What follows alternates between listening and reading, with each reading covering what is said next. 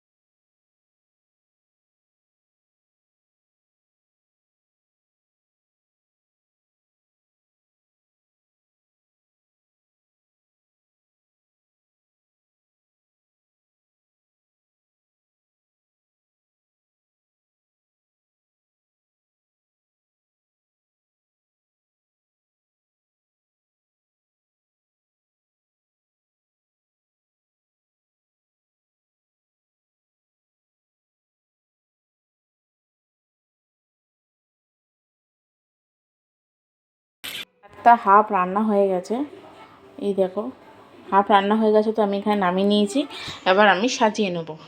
আলুগুলোকে আরেকটু সিদ্ধ বসিয়ে দিয়েছি, এগুলো আরেকটু সিদ্ধ হোক, তারপর এটাকে নামাবো। আমি ভাতের একটা লেয়ার দিয়ে নিয়েছি, এবার আমি এর ওপর দিয়ে দেবো চিকেন, দিয়ে দেবো আমি চিকেন বিরিয়ানি মশলা একটুখানি, এর ওপর তারপর দিয়ে দেবো চিকেন। তো এর মধ্যে দিয়ে দিচ্ছি চিকেন, আর একটুখানি গ্রেভি আছে, গ্রেভিটা একটু ছড়িয়ে দেবো।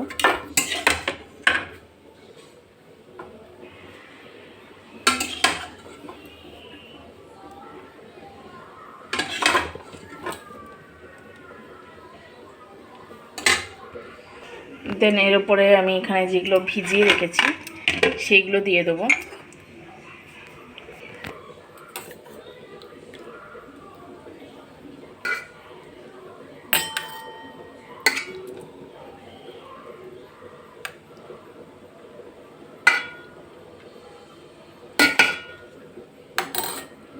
তার উপরে এর উপর আরেকটা ভাতের লেয়ার দিয়ে দেবো অল্প করে।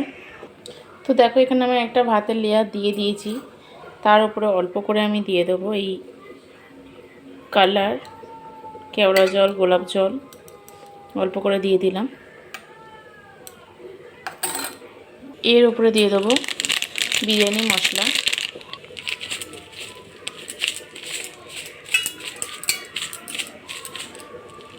আমি এখানে বেরেস্তা করিনি, ডিম সিদ্ধ করিনি, আমি জাস্ট চিকেন দিয়েই করেছি। এর উপর দিয়ে দেবো আমি এই কাইটা। তো কাইটা আমার দেওয়া হয়ে গেছে, আবার দিয়ে দেবো আমি নুন, এতটার মতন নুন আমি ছড়িয়ে দেবো। যেহেতু আমি মাংসেতে তারপর ভাত হওয়ার সময় আমি নুন দিয়েছি, নুনটা একটু বুঝে শুনে দিতে হবে। এর উপরে দিয়ে দেবো এই চামচের 1 চামচ ঘি,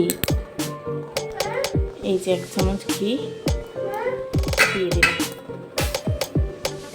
তো আলুটা রেডি হয়ে, আলুটাকে আমি ভালো করে ভেজে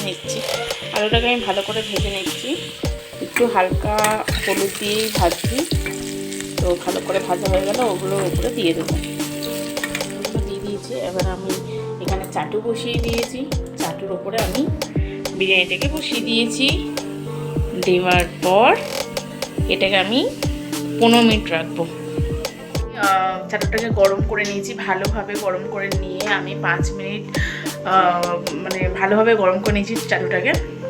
গরম করার পর তারপরে আমি একদম লো ফ্লেমে করে আমি চাটুটার উপরে হাঁড়িটাকে দিয়ে, তার উপর একটা কাপড় দিয়ে, তার উপর একটা ভারী পাথর দিয়ে বসিয়েছি, কারণ আটা আমি মাখিনি, যার জন্য এতটা প্রিপারেশন করা, আমি আটা মাখিনি যেহেতু।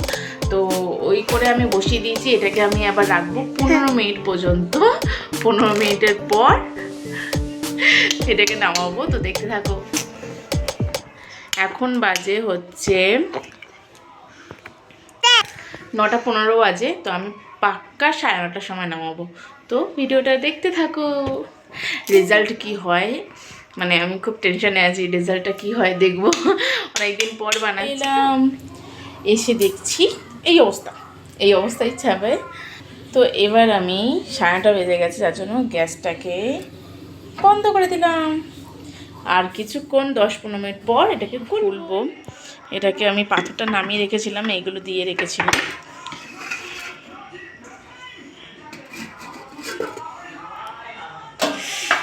বিরিয়ানি রেডি, খুব সুন্দর স্মেল বেরোচ্ছে। এবার এটাকে আমি বাড়ি, এই দেখো আমার বিরিয়ানিটা এই রকম হয়েছে। তো আর তোমরাও বাড়িতে এটা ট্রাই করো, খুব খুব খুব সহজ উপায়, খুব টেস্টি আর ইয়াম্মি। তো দেখা হচ্ছে নেক্সট ভিডিওতে। তো ততক্ষণ টাটা বাই বাই, সবাই ভালো থেকো, সুস্থ থেকো, আর আমার চ্যানেলটাকে সাবস্ক্রাইব করে দাও।